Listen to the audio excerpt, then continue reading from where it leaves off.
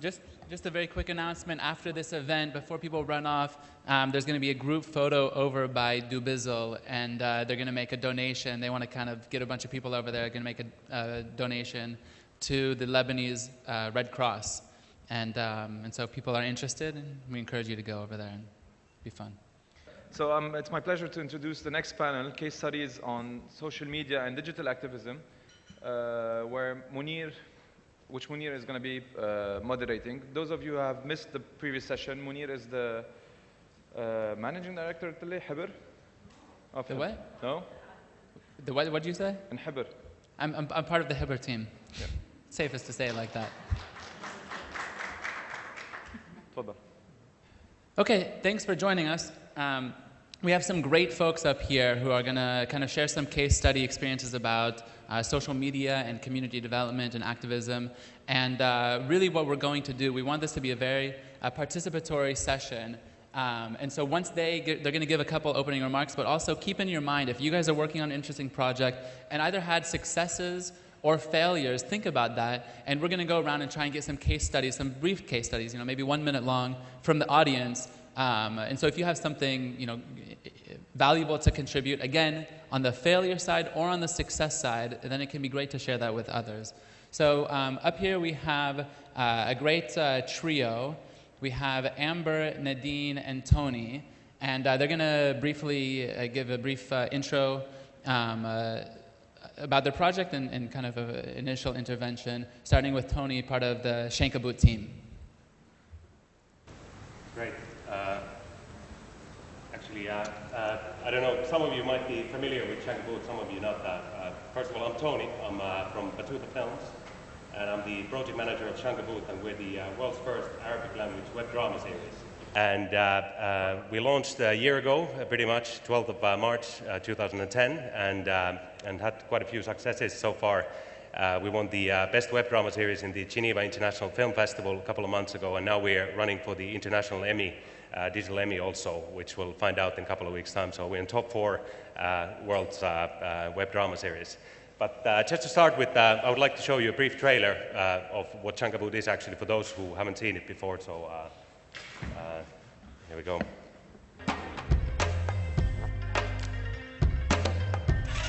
شنكبوت ما كيلو خمون يا بشويني ولا بلا شويني اها ويتم بان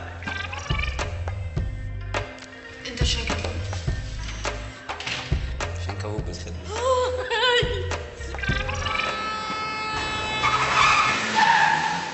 لسه ولا هايفه هايف في عندي شي بعرف بدك يا يطلب منك تتجوزيني برافو برافو برافو وقتها ملك هلا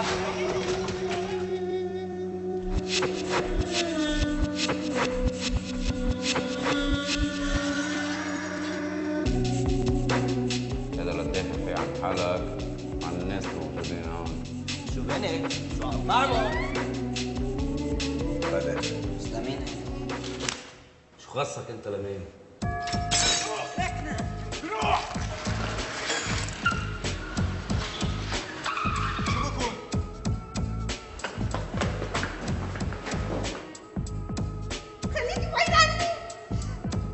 بطل واللي اشتغل معك واللي صدقك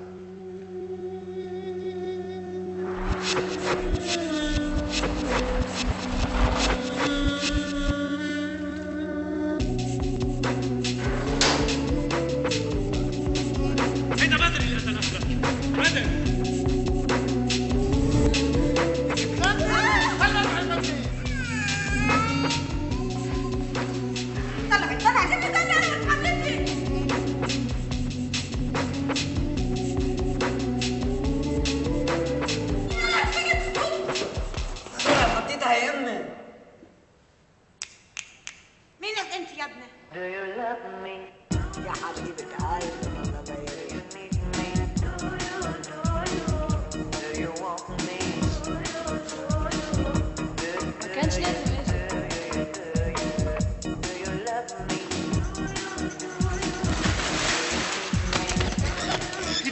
في ضحايا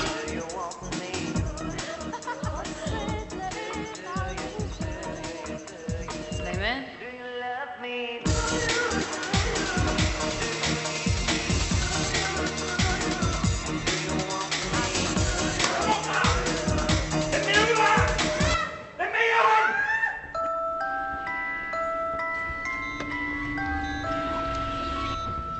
5 دقايق ما معي شيء. عرفتها. 3 يارو. انت مسلم ولا مسيحي؟ أنا شنكبوتة.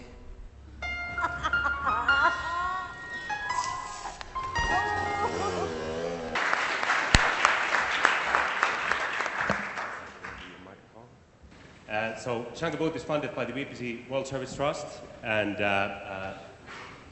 what I'm going to be talking about today is obviously there's been quite a long session and so on. I'm just going to quickly talk you through our different platforms where we publish Shankaboot and where we engage with our audience.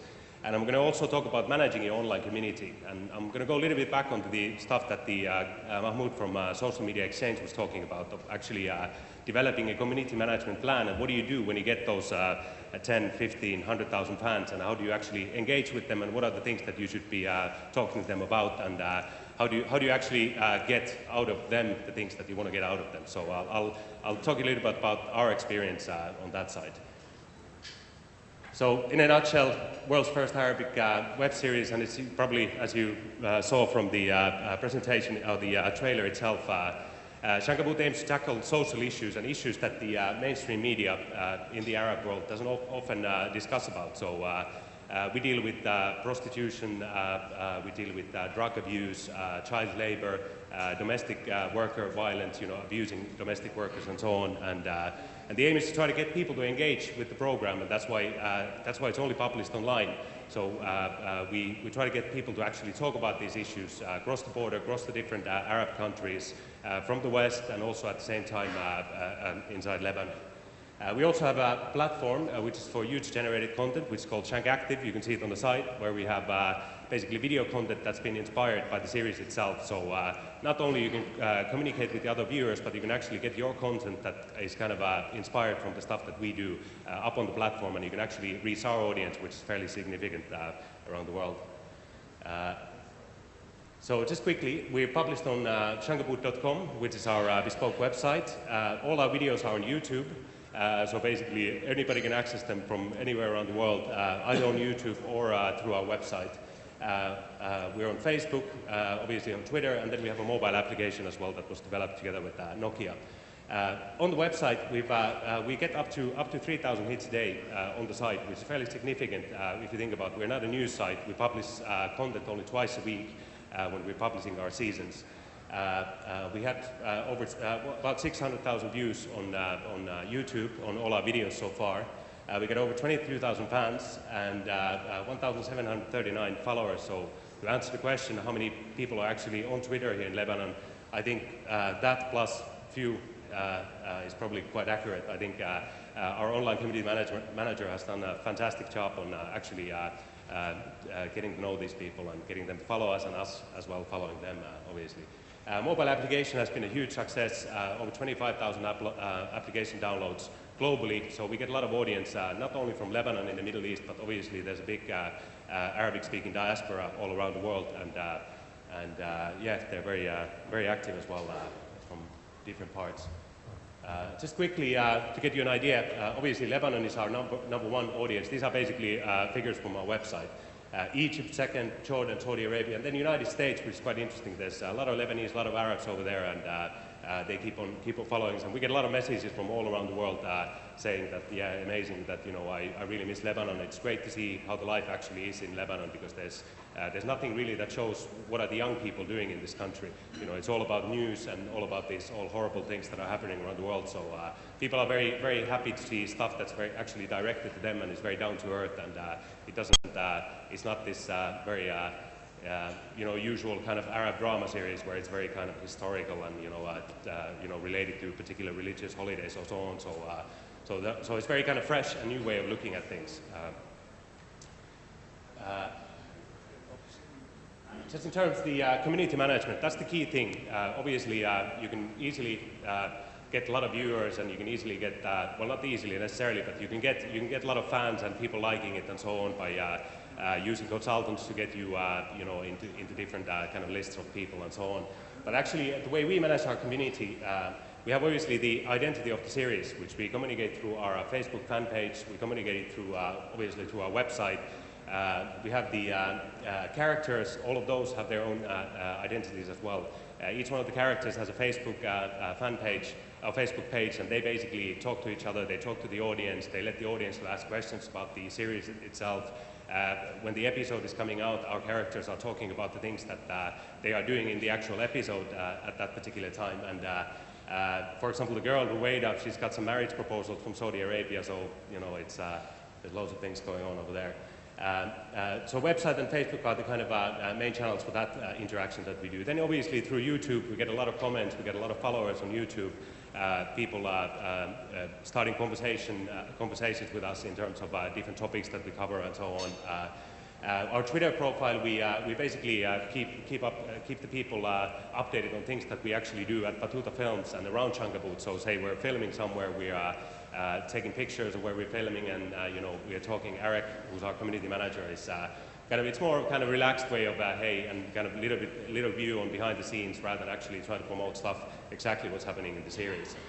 We have blogger partnerships. We have over 20 bloggers here in Lebanon who are kind of we give them sneak previews of the stuff that we do. We support their networks of stuff that they do. We try to cross-promote as much as possible and give them the opportunity to actually get exposed to the audience that we have globally. Because we all think everything is free, basically. The mobile application is free, everything is free, and we try to create this network of Arab creatives, filmmakers, writers, photographers who can actually benefit from the significant audience that we have at the moment and we have managed to get.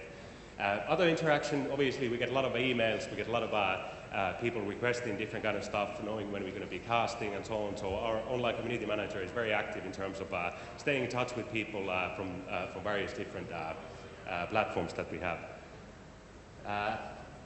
In terms of community management, I want to talk to you a little bit about how do you actually manage the community. As Mahmoud from Social Media Exchange was saying earlier, that it's all very good to get loads of people following you, but what do you actually then do with them? So one thing, what is very important, you have to constantly be engaged with the audience. Social networks are about socializing, so you have to actually socialize actively with these people. But at the same time, you have to remember that there has to be a balance in your communication frequency. So you don't want to post every day different kind of stuff, promote your things that is coming out and so on, because those people who are actually following you, they start getting bored with all the spam such that is coming through you. So you should be only communicating things that you actually has some kind of aim and goal. And the idea is that what is actually the message? What are the things that you want to communicate with your audience? And what are you trying to achieve? As Mahmoud was saying earlier, you have to have some kind of goal. What are you trying to achieve? It's either you want to promote something. In our case, we might promote our launch events, or we might promote the new season coming out, new episodes coming out, some interesting discussions that are happening on our website in related to some topic. Or do you want to attract new people? Are you trying to get people to invite other people? That's when you run different kind of competitions and invite your friends and get this and that. And we've been doing a lot of that as well, obviously, to get people to kind of know about us and know who we are and what are the things that we actually do. And third thing is the engaging, which is the most important part for us. I mean, our idea is that we do want to have a lot of fans, but we want to have fans that are actually active and fans that are actually taking part into this conversation. So for us, it's not enough to get 2,000 fans through some mailing list or some consultant spamming all their friends or so on. We want to get people who actually stick with us and talk to each other and actually have conversations and engage with the content that we produce and engage with the series itself. So that's the most important thing for us in terms of the audience. Good example, it's actually community management in general. So I don't know how many of you know Skittles. It's basically this candy, different color candies, fruit candies. Now they have 50 million fans on Facebook or likes on Facebook. And stuff that they post, I mean, don't steal the limelight unless you plan on eating it. And they got nearly 15,000 likes on it and over 1,000 comments. Now, how do you do that? How do you do that? How do you get 15,000 likes and 1,000 comments? I mean, we haven't achieved to do that yet. Obviously, our fan base is still much smaller than Skittles.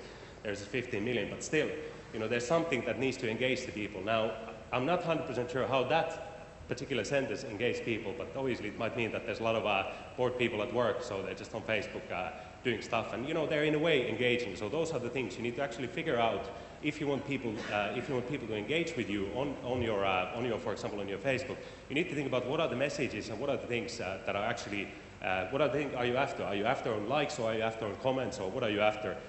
Are you after new fans through basically people posting stuff and commenting on things, and then it shows on the other people's walls? So you need to have essentially a plan. You need to think about it. You need to monitor the things that you post, and you need to figure out what are the things that actually engage people or give the desired effect that you're actually after. Oops, sorry. Let's just pop up 1 second. So just a couple of closing marks. So in terms of the community management, what are you after? Are you after the numbers, or are you after the quality of the numbers? I think that's the most important part. And other thing is that I wanted to mention is you got to be aware of the consultants selling snake oil. There's a lot of consultants who are out there who are basically promising many things and saying that, okay, you have to have Facebook, you have to have Twitter, you have to have all these different things, but what are you actually going to do with them, and how are you going to actually manage them? Those of you who are not familiar with the expression of snake oil salesman, is basically in the 19th century America, there were these traveling salesmen who would sell this lotion that was snake oil, allegedly, and it would cure all your problems and all your diseases and so on. So there's a lot of these people who claim to be social media gurus. There's thousands of them out there nowadays, but you have to be careful actually which one of you are you using, which one of them you're actually paying for. So I think the most important thing is that if you're using consultants, you need to make sure that they not only set you up all these different platforms, but they also help you to develop your community management plan. So how you actually then communicate with the audience in an accurate way, and the way that you actually get the desired effects that you're after. So that's I think that's the key thing in that. And we can actually have a little bit of a discussion afterwards in terms of using consultants on these kind of things. So in a nutshell, that's Shankaboot and what we do in terms of community management. Our online content and community manager, Eric Dakessian, is here in front, and you can definitely get in touch with us if you want to have a chat with us in terms of anything that we've spoken today, or if you want to get involved on our user-generated content platform, Shankactive, or in any other means. We're always happy to hear from people. It's shankaboot@gmail.com, or you can connect with us through Facebook as well. So that's for my part. Thank you.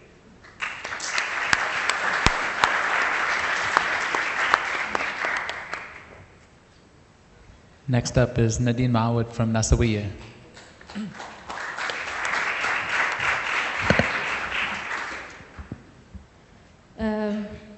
Okay, so Nasawiyya is a feminist collective here in Lebanon, and we're going to go through some of... Clicker, Mom. Clicker.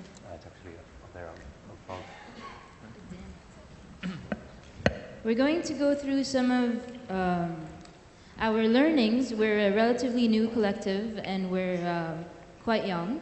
So we're going to talk about how we use our online digital strategy to promote feminism. And the first thing that's very important to raise is that feminism, just straight up, is a very unpopular topic in most countries of the world across history. And whenever you ask people, do you believe in women's rights? Do you believe in equality for women? They'll say, yes, of course. And you ask them, well, are you a feminist? No, I'm not a feminist. Although the two are very closely related to each other. And what feminism really wants to do is analyze gender and analyze what it really means for us to ask for gender justice in Lebanon. So what we want to do is promote an understanding of feminism, to advocate for gender justice, which has different causes under it. We want to counter sexist content online, which is prominent in huge quantities. I would say like 99% of the content online is sexist, patriarchal, homophobic, misogynist. If you Google YouTube's, there's a lot of, contrary to what Shankaboot is trying to do, which is highlight social, causes and issues on the ground. Most of the content online is very violent towards lots of groups of people. And for example, Farah once found a picture on Facebook of a woman from Sri Lanka riding a motorcycle, and there was something like 200 comments under the picture saying, "معقول في منا بلبنان وشو هالغرشة." والاقتيزم بيني, and like all these things that are very racist and demeaning towards these women. So sometimes sexist content actually generates a lot more comments than people who are trying to do change. And it's also that we can be bolder and more controversial online. So when we go up to, let's say, Tripoli or Zahle or Sur, and we talk to women about women's rights, there's lots of things that we can't really say. So we can't talk about sexuality very openly. You know, the laws in Lebanon are very anti-sex and anti-pleasure. So online, we also use the anonymity provided by the internet, or the platform of the internet, where a lot of young users are logging into videos and content to talk about things that are a little bit more controversial. And I'm going to go through some tips that we've used, and in the discussion maybe people can agree or disagree with what we're saying. We have a Twitter account. My first tip would be that you should not depend on your group Twitter account, but you should also depend on the members in your group to be tweeting. So we have about 30 very active members online, and among them, with different people tweeting different opinions, not just the official account, you get to reach a much wider audience. You should create a paper.ly if you haven't done so. Whatever topic that you're focused on, paper.ly does a really good job of aggregating tweets on a daily or a weekly basis and puts it in a really cool newspaper format. Create a list of the people behind your organization. It's very important that you show faces and personalities and not just an anonymous username that represents a whole group that's, you know, tweeting all the time.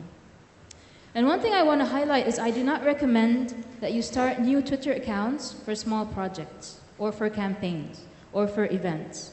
That never works. You end up getting 100 or 200 people on the account. And today in Lebanon, I think if you have less than 500 followers, if you have less than 700 followers, then your account, you know, needs to get more followers. So instead of creating a new account for smaller projects you have under your organization, it's better to just stick to a hashtag.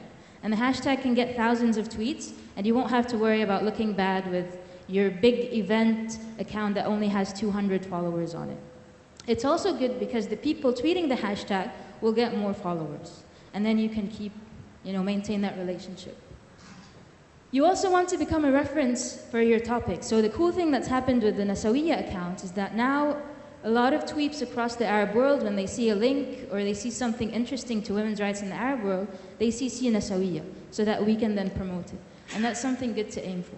Many people in our group have access to the Twitter account, so many people can keep tweeting all the time. It's not always good to have one person in charge of something, because, you know, everybody in the organization needs to be doing that work.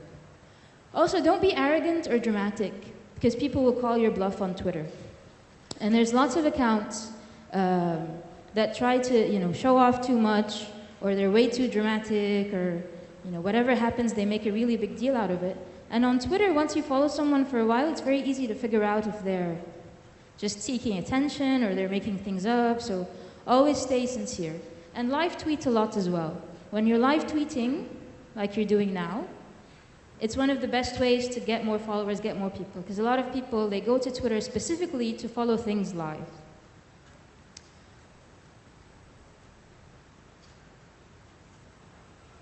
Okay, so Facebook is quickly surpassing email as the #1 source of sharing information online. We all know this. I think it's going to surpass email very soon. Always have a thumbnail when you're posting things. There's really terrible websites, such as the Daily Star, for example. If you want to share their link, there's no image that will come across, and the link will just be garbled. And when people don't see thumbnails on the shared images, it's more likely that they won't click on them or they won't engage. Also count on your members, not only on your main account. Give a little, get a little. So if you want other people to support you, other organizations, you have to also support them as well. Think of creative ways to get more followers. Tony was now talking about how to get people, and more followers usually gives you a sort of morale boost. It makes you look good, right? So if you have an organization with like 200 followers, or if you have 20,000 followers, people will get the idea that you're doing better.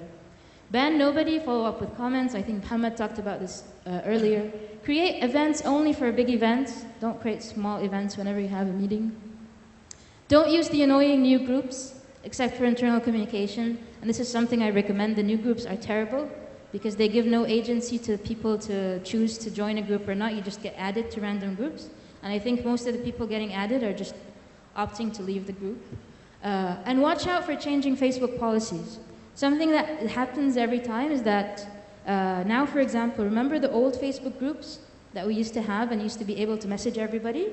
Well, you can't anymore. Don't know if you've tried to message people.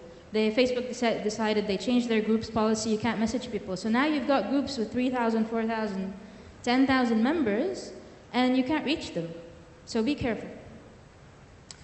On YouTube as well, it's important to build a subscriber list, and this is something that people generally overlook. They think about Twitter and Facebook, but a subscriber list on YouTube, which I think Shankaboot has hundreds of people on there, is really important, because when your users log on, they'll be able to see your latest videos.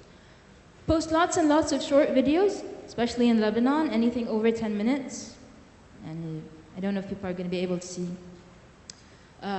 Build capacity of your whole membership to use media tools. This is very important. Everybody should be able to use their phones and their webcams and all of that. And build credibility also in what you're saying. Writing is very important for us in Nassawiyya because to counter all the sexist content that I talked about earlier, and because writing is a political tool, and because the voices of women are most often have been silenced for many decades. Going back, you think of authors, men always have more access to publishing, more access to fame, more access to being, recognized for their work.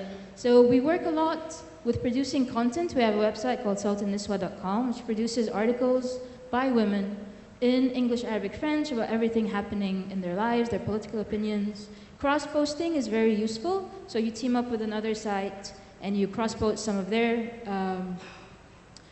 content and they post some of your content. Be timely with your blogs. When a blog is covering a timely topic happening right now, you're going to have a lot more visitors to it. And remember that writing is powerful and writing is political as well.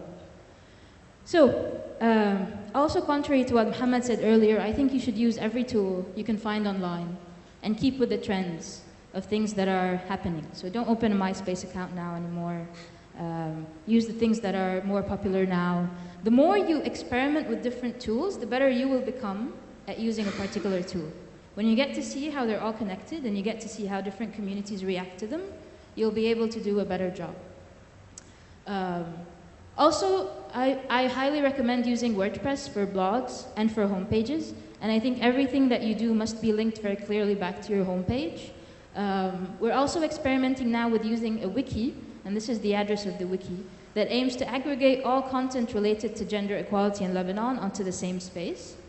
Develop an online character, and one exercise is to think of how tweets would describe you in 3 words. So are you funny, are you reliable, are you annoying, are you pushy, are you spammy? These questions. And also get off your laptops almost as often as you're on them, especially when you're in the social business and you're doing social work, you have to get offline as often as you're online. And that was it. Thank you. Thanks, Nadine. I didn't thank Tony before. I forgot before Nadine started. Our last intervention here with Amber of SockDoc. All right. I was a really new addition to this, so I actually don't have a presentation prepared. Don't tell people that. They might not notice. Sorry. My name is Amber Hussein, and I'm the founder of SockDoc Studios. SockDoc Studios is actually based out of Ramallah, occupied Palestinian territories. I'm Canadian Lebanese, but based in Ramallah, which is, I guess, why I was able to get here today. SockDoc Studios basically takes films, multimedia, and social media, and really what we try to do is to tell personal stories about issues that are important to us. I'm going to show you a presentation, or show you a website that my company's recently done, and believe me, my company is me, a partner, and then a bunch of creative friends that have given us their time on sort of discounted prices. But I want to show you, I'm not actually a filmmaker, I'm not a trained filmmaker, I'm a marketer, but what you're going to see is basically was done with a Canon 5D, a mic, and a translator, and myself. So all of these videos, or the 2 videos that I'm going to show you, can be done really by anyone. What I want to do is show how content can be created, that you don't need to have a big production team, you don't need to have a huge crew behind you to be able to produce really effective media. So I'm just going to show you a couple of videos in a website. So.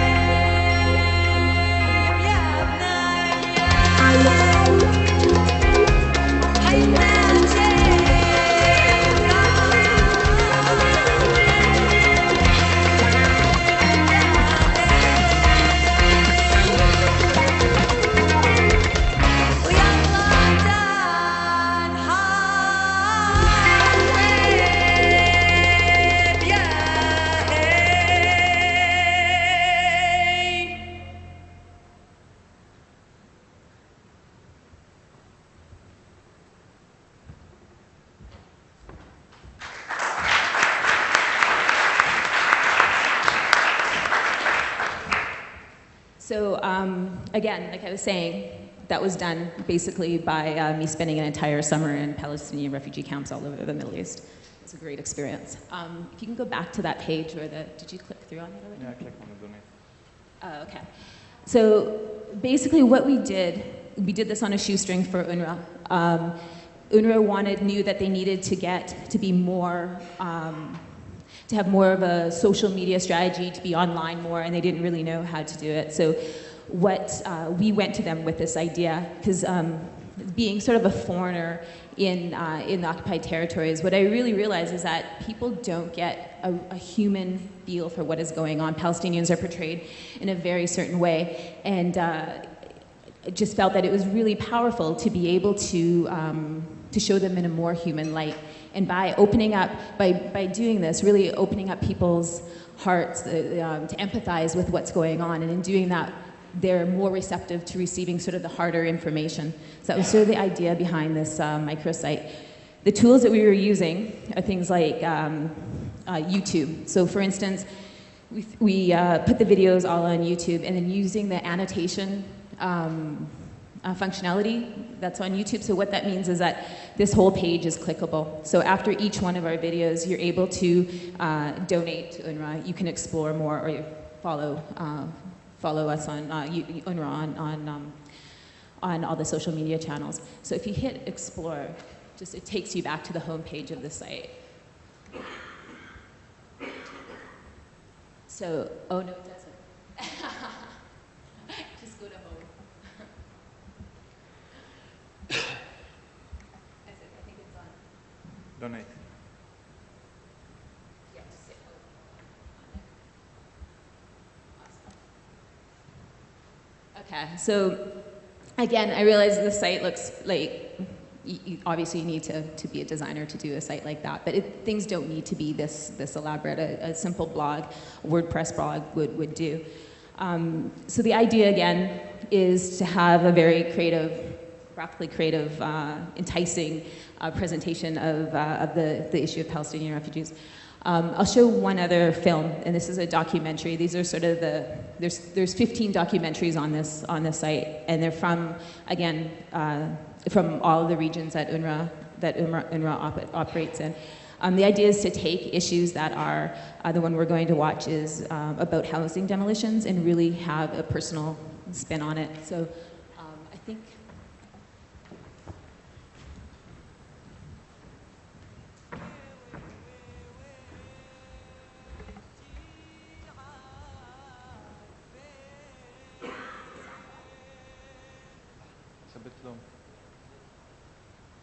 مستقل لأن أنا ربيان في مخيم، اشتغلت واجتهدت بكد، اشتريت قطعة الأرض هاي في بيت حنينة، وبنيت البيت هاي بمساعدة أهلي، وانتقلنا لحد ما جهز البيت على طول جينا سكننا فيه كل العائلة. احنا عائلة كبيرة ولازمنا بيت كبير.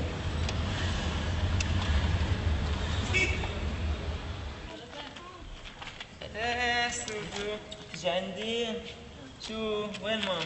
أنا أول مرة بنجي نقعد في بيت مستقل حواليه شجر وساع يلعبوا الأولاد ياخد راحتي بإني أمشي بريت بيتي أتنقل من هون لهون أشوف الشجرة. عندنا كان يعني سفرة كبيرة لأنه في محل تحطي طاولة تحطي كراسي تيسع يعني مائدة تعملي مائدة كبيرة في مجال نعمل المائدة كبيرة كلنا نلتم على مائدة يعني الواحد لما يقعد هو وأولاده وأحفاده يعني هي سعادة. تقريبا هذا بعد 9 سنين من بناء البيت 13/7/2009 فاجأت الجرافات الصبح الساعة 8:30 جاي حوالين بيتي قوات كبيرة من الجيش والشرطة وبلدية القدس.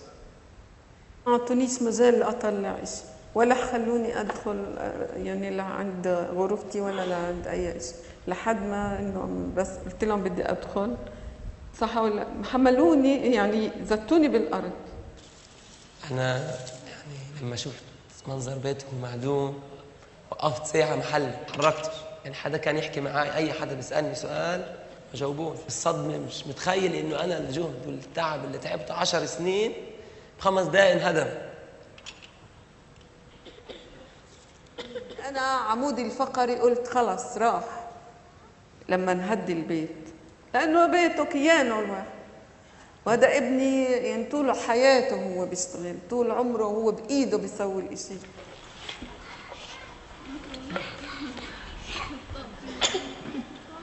بنتي بتسألني سؤال إنه ليش الشرطة خربوا بيتنا وخلعوا شجرة؟ أنا هذا الجواب هذا السؤال ما فيش عندي له جواب. ما بعرفش إذا في حدا عنده جواب لهذا السؤال لبنت عمرها 4 سنين. ما عندي أنا جواب لهذا السؤال. إذا أي حدا موجود في العالم كله بيقدر يجاوب بنت صغيرة على هذا الجواب أنا بكون ممنون.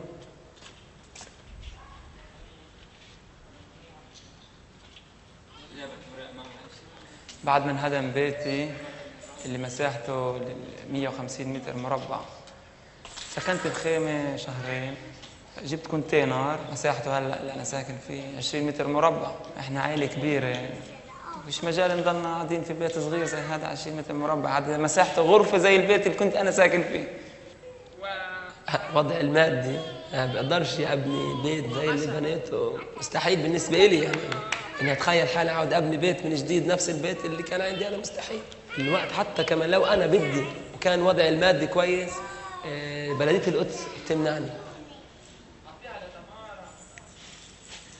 والحياة يعني مش إنه هدوا البيت راحت الحياة لا إحنا مستمرين فيها هينا موجودين وبإمكاننا بجوز يعني بلحظة بوقت من الأيام الجاية إذا مش أنا أولادي مش أولادي أولادهم يعملوا أحسن منه. إحنا ما بنفقد الأمل. وانتي شايفة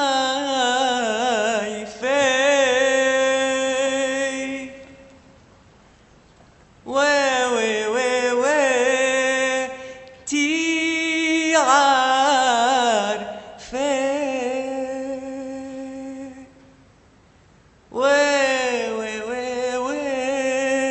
تي شايفة.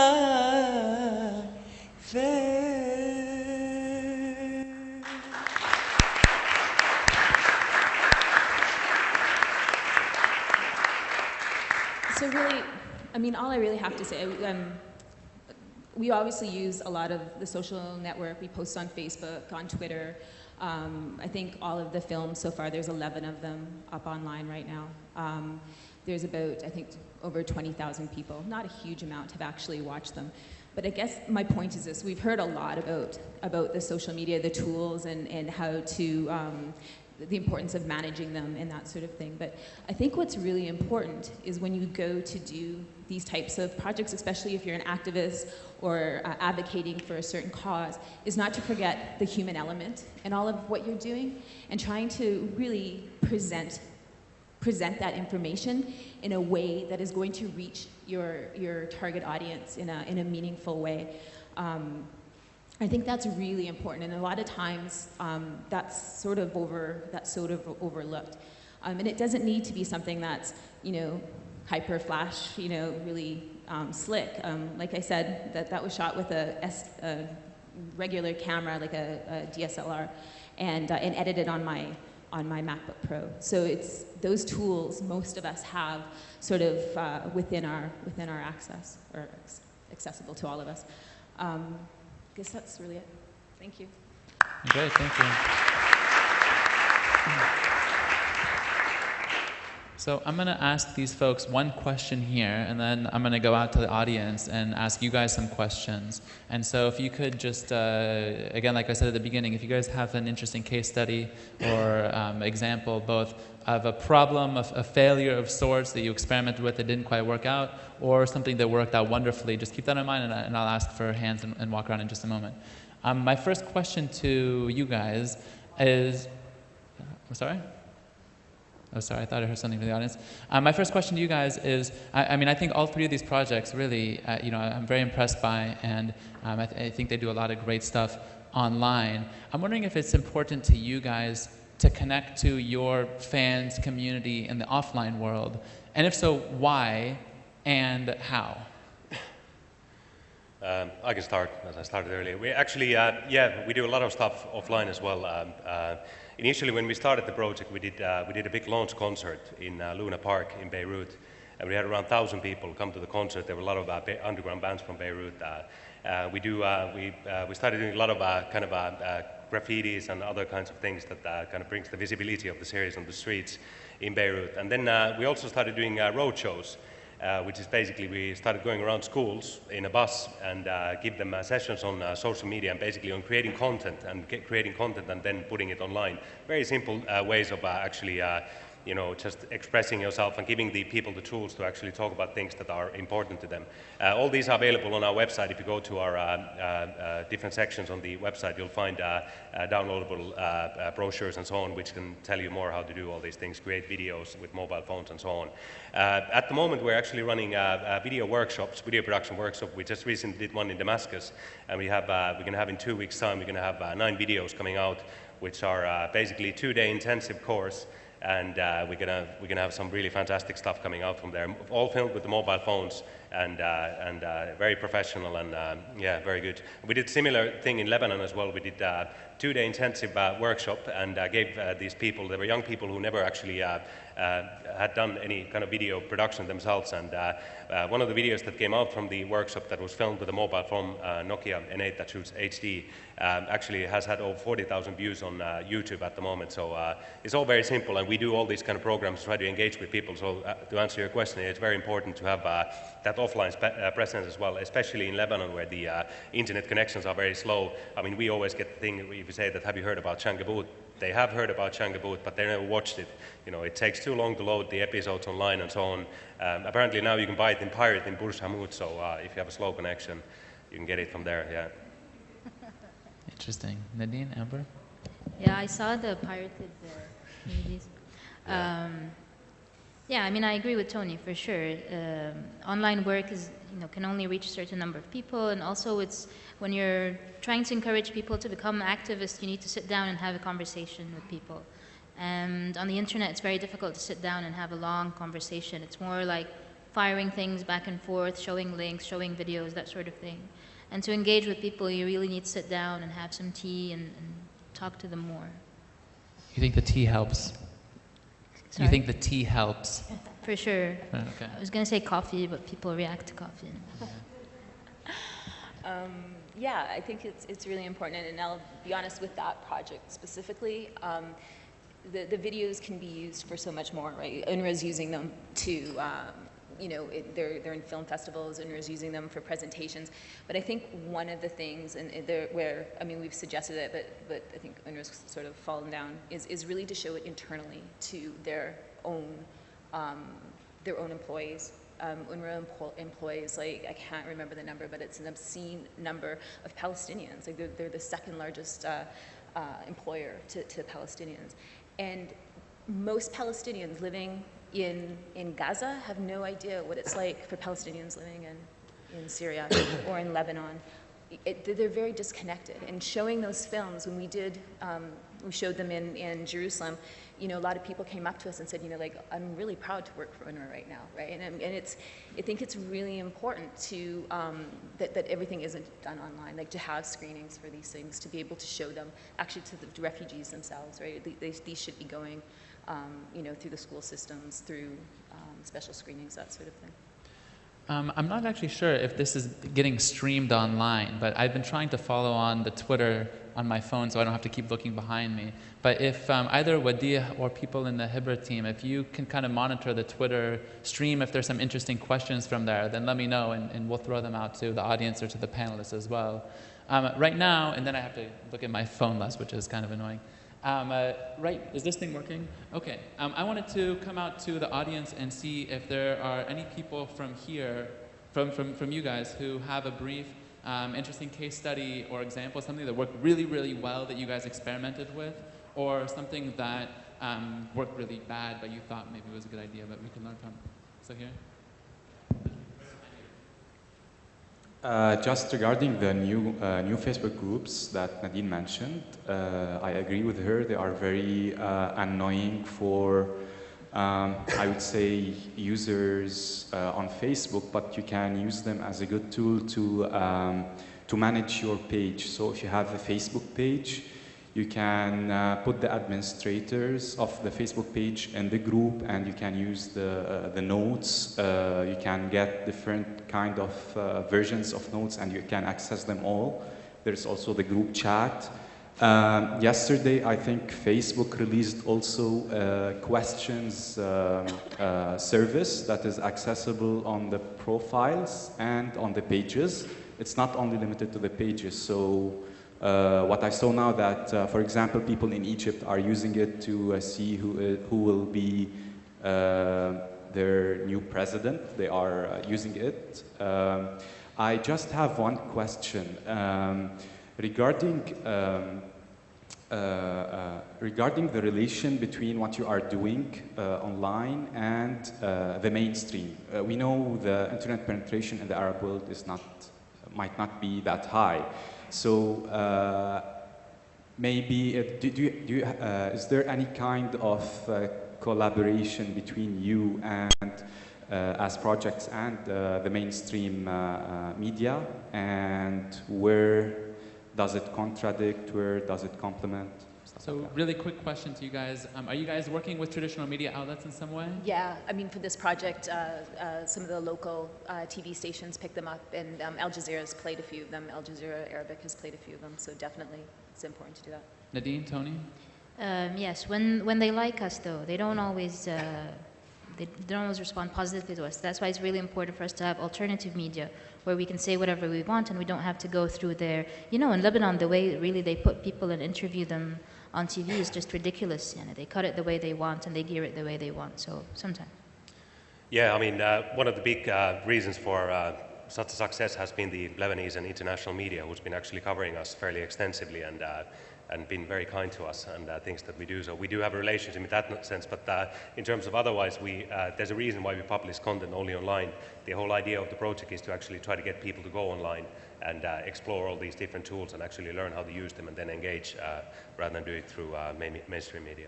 So all interesting levels of engagement between the online, alternative media, the offline, and the traditional. Quickly, out to the audience again, I'm curious, people have, you know, on the ground interesting experience or challenge? Again, I'd love to hear a failure, actually, something you guys thought was going to be really amazing, but it just didn't quite work out.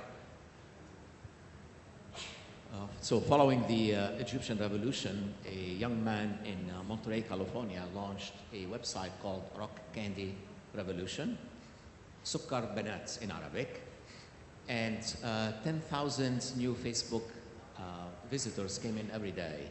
So within 25 days, we had 254,000. He then tried to connect to all 230 cities that have more than 10,000 people in Egypt to draw parallels between the American Revolution, the Civil War, the Reconstruction, if you will, and the Egyptian Revolution, instilling hope, saying, what you're going through now, which has taken the United States 150 years, has taken you quite a bit shorter, and if it takes another year, that's all right.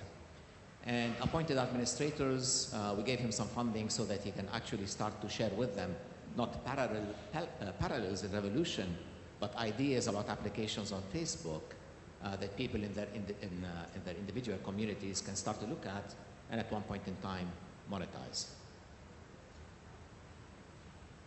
Thank you, Osama. Other quick case studies. Do you have a case study example? Yeah, an example? Yeah? Is it a failure? Yes, it's a failure. Okay, great. Let's hear it. Okay, we have a Facebook page about Google technologies. So the people who likes the page, about 150 people like the page. We created event so we can meet with people and discuss the technologies. The amazing thing that the people who attending the event, RVSP attending event, is 250 users. Whether who likes the page is only 150. I don't know where they come, why not like the page, I don't know.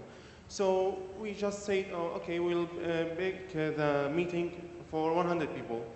Well, people say, yes, okay, we're coming, we're attending, we create another event, they are attending, okay, that's so fine. So after that, only 10 people show up about, I know they just pretend attending, but they don't actually show up. So that was very disappointing. So difficult in terms of having the kind of engagement that you guys are looking for. Kind of serious. They should be serious. It's an event. So. Has anyone else had the experience where you feel like people are liking or they say they're attending an event because they want to maybe give you moral support, but then they are not actually coming up, or sometimes people say they're coming, but you know they don't even live in the country. Have many people had this problem? How do you, is any example of how, or any of you guys, example of how you deal with that? How do you work to have more authentic social media engagement rather than just another number? Any of you guys? Well, obviously there's the pattern of friends and family who come first. You know, obviously you post something or you do an event, all your mates and your family is going to say that they're going to sign up, whether they're in the US or in South America or in Australia. But I think it's just, that's inevitable. You can just always count that, say, 30% of the people say that they'll come. So you can't really count on that number. And like you said, some cases even more people come. It's not, for example, in our case, not everybody in our audience is actually active on Facebook and active on other platforms. I mean, they're friends of friends and so on. And, one person online actually speaks to several other people, so it can turn the other way around as well. But yeah, you can probably say 30% of the people who sign up for the gig is probably going to turn up. Other examples of authentic, how do you get authentic? Right. I'll give you two case studies. One of them about the attending and not attending. Last year, I was attending a conference in Istanbul where it was a reunion for a program. So I started an event on Facebook saying, I'm going to be selling this T-shirt. Attend if you want to confirm. All right. So eventually, before ordering the T-shirts, I find out that there are over 200 confirmations from people. And I was like, all the people in the program were 120 and only 100 of them are coming as far as I know. So then I had to contact each one of them and talking to them, so it made me effort. Now I'm going at the end of the month to Istanbul to the same conference with other people. And I created a closed group where I invited only the people who are attending the conference. So this way we can solve it. All right, and it makes me, and it's good, now I'm happy with the 70 confirmations I have other than the 250. The other successful case study is starting a group where it's like a charity group on Facebook. We go help kids who are unprivileged, orphans or elderly people, etc. The group has reached in less than 2 years over 700 people. However, there are over 200 unique people who are active. So in every event, we have over 70 or 80 people coming to the events helping us. So it was good.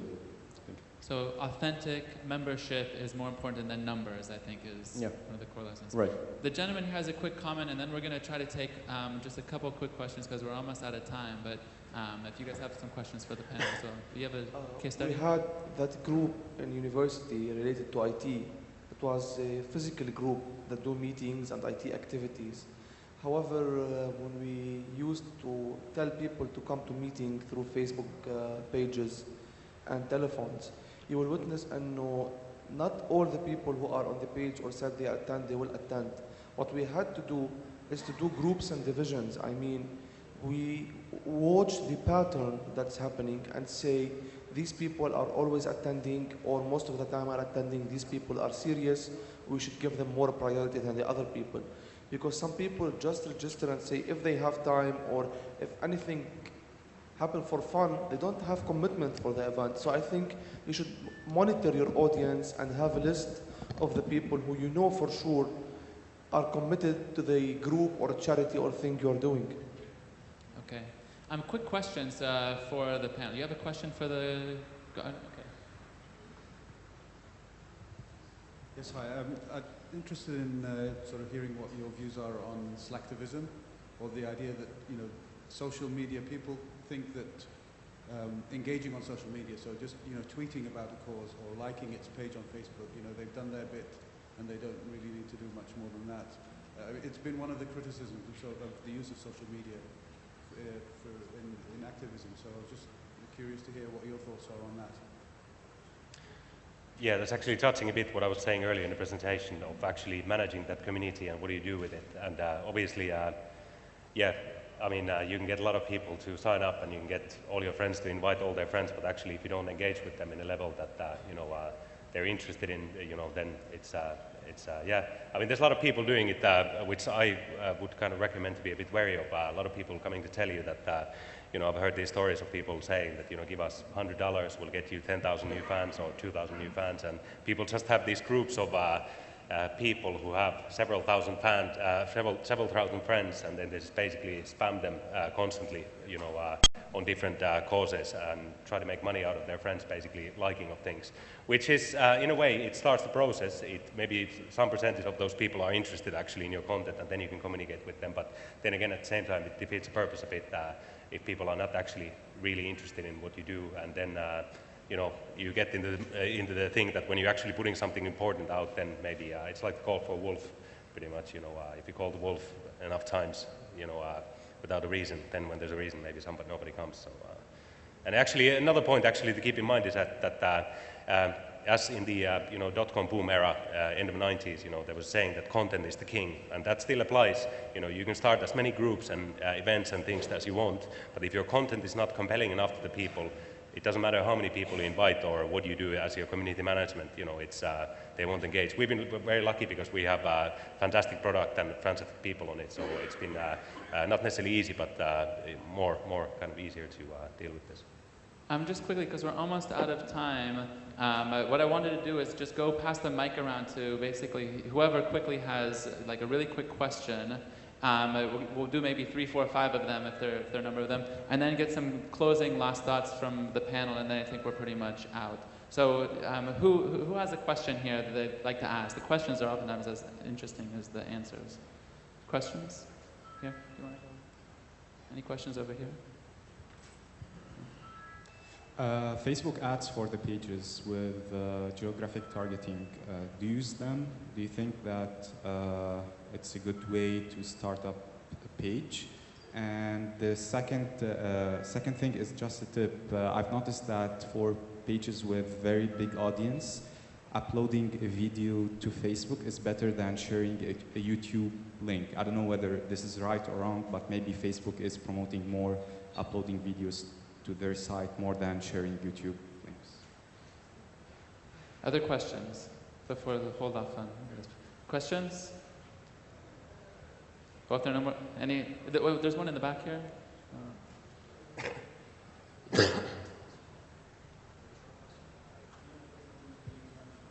Hello, my name is Haytham Masoud from N2V.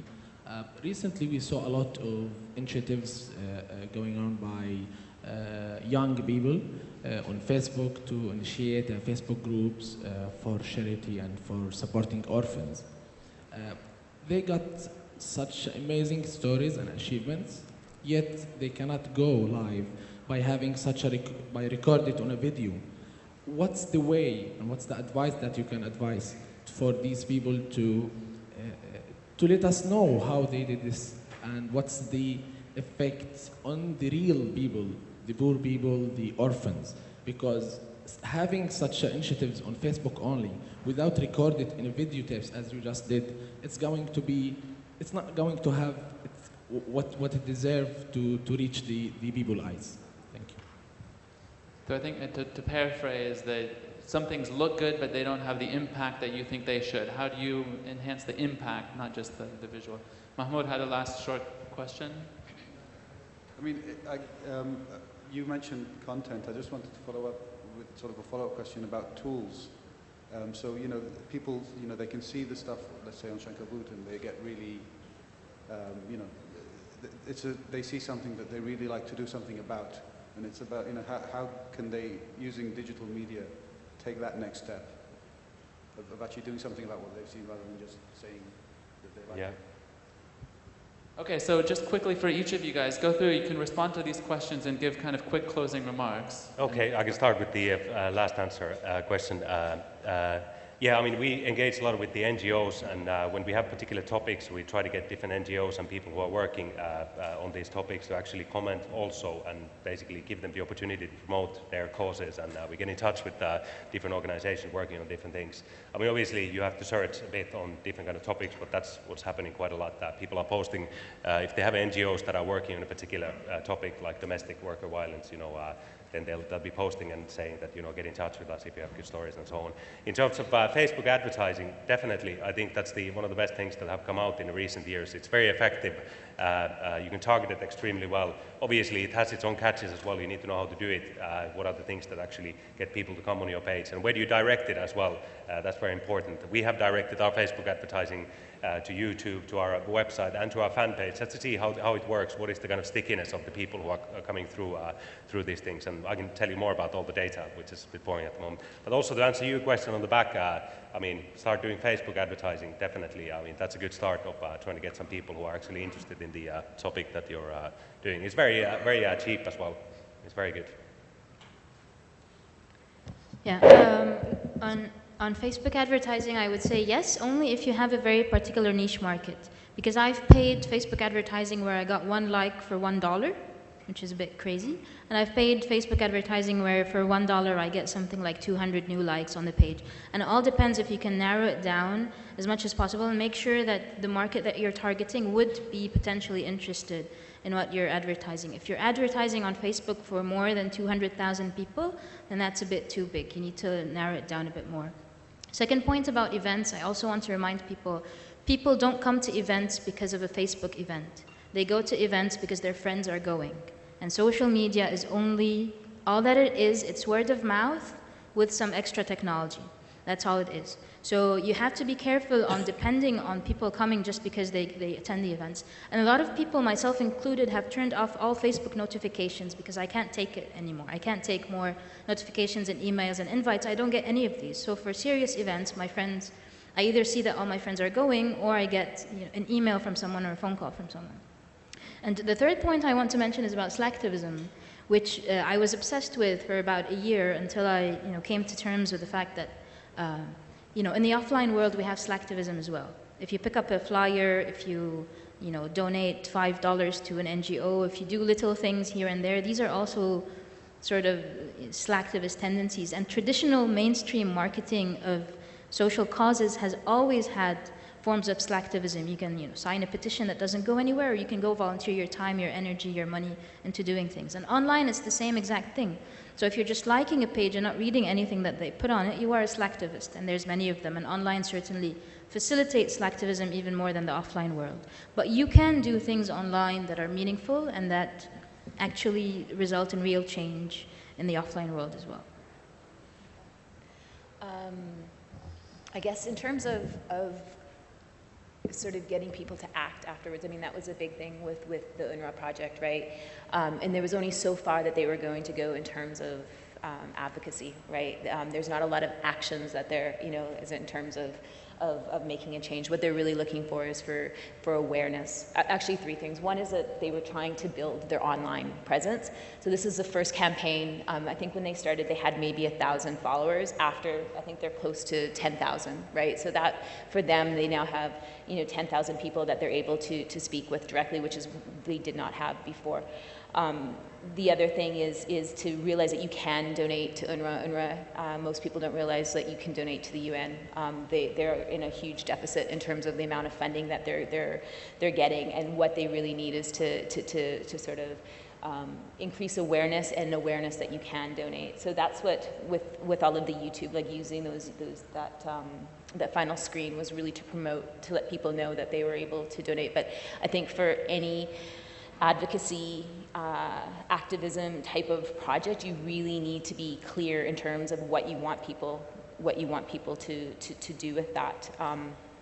So that, I think that's really important. In terms of the YouTube versus Facebook, I think it depends on what your goals are and who you're trying to reach. In this case, those films were all in 4 languages. Actually, there's Spanish as well. So it was Arabic, English, Hebrew, and Spanish. So we had to use like the subtitling functionality within YouTube to be able to reach everybody without having to post those videos so many times. So for us, YouTube was the sort of a better, and it's also, you can sort of share on different channels with YouTube, which is a bit harder, I think, with Facebook. And final comments, I don't know really, I guess. You don't need to. I know, yeah, I think that's about it then. Hey, thank you to all of the panelists. Thank you to everybody. Hope it was a helpful session for you all.